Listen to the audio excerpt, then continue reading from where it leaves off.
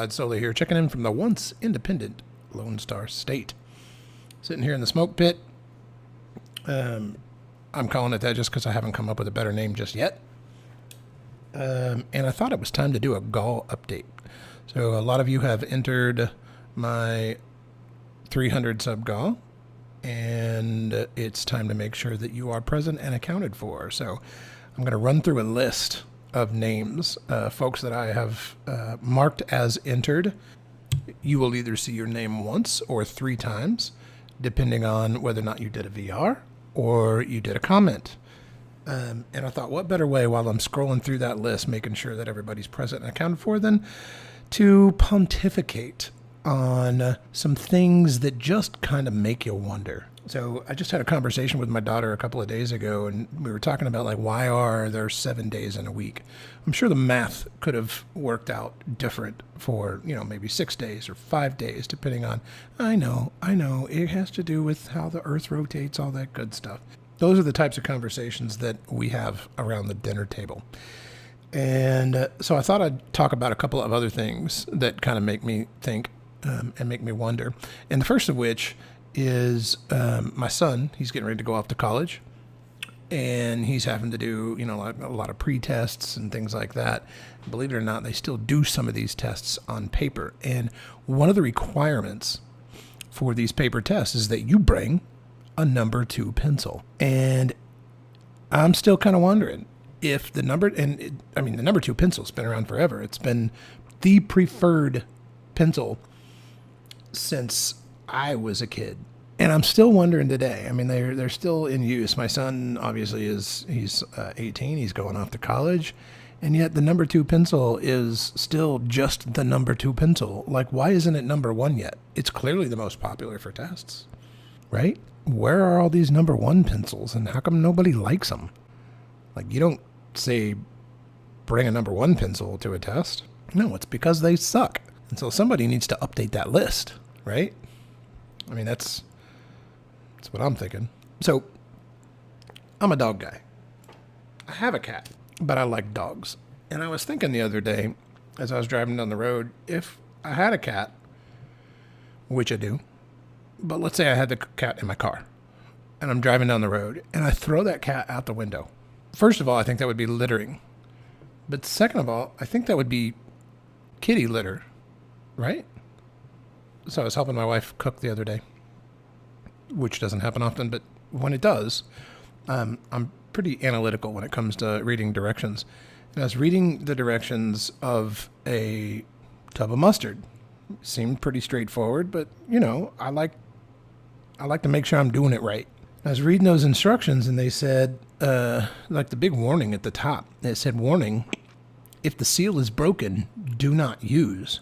I still haven't figured out how to use that mustard, because I'm pretty sure the only way that you can actually use the mustard is if you break the seal. So I don't cook much.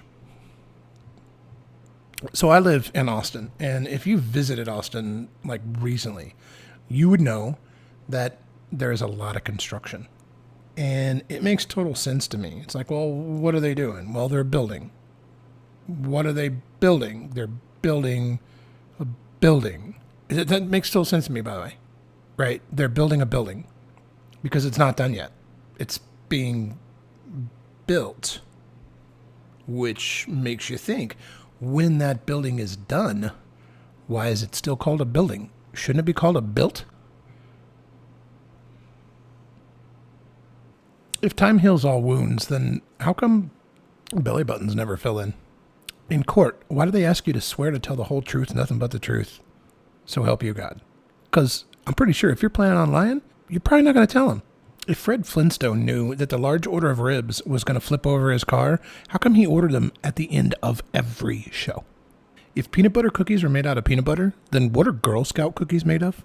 If rabbits are so lucky, then how come they lost their foot?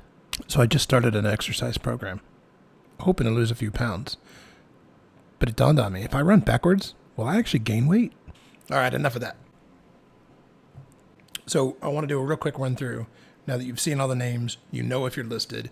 If you're not listed, go back to the original video, link in the crankcase, and let me know that you weren't on the list. And I will make sure that I will verify that you have actually said something funny or attempted to say something funny, and I will make sure that you're on that list. So real quick run through of what I'm giving away in the GAW, just to make sure you know. And if you're not interested? Well, if you're not interested, then go away. But if you are interested and you're not entered, then go back to the original video, leave a comment for 1 entry, do a VR for 3 entries. First up, we have some capstan ready rub. This is, by the way, from 2013.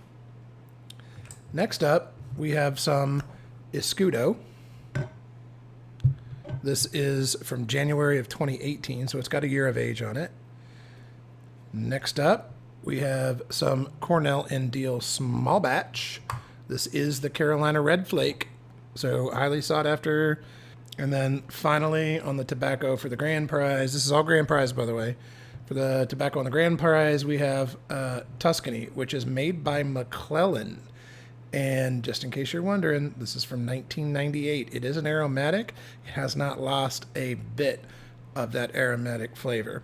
And then finally, I have this pipe right here. This pipe is all the grand prize. This pipe is a Morgan Bones Fat Author. So basically, it is the official pipe of the YTPC, but it's not a Savinelli. It is a Morgan Bones. And if you have smoked these before, you'll know they are not filtered.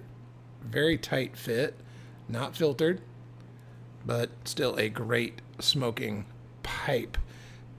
If you've never had a Morgan Bones pipe, they color quite nicely. Actually, I have one right here. They color quite nicely. So this is a Morgan Bones apple.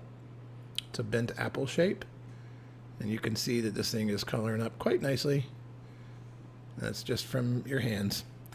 So that is the grand prize. And then I also have a second prize. And the second prize, if you remember from the original video, is for anybody can win it, but you're only eligible to win the grand prize if you were already a subscriber based on the date that I did the original GAW video. So in the second prize, I'm going to give some Sutliff 515 RC1. There's a 2-ounce bag, and it's a Mylar bag. I sealed it myself. And then I'm also going to do some Margate.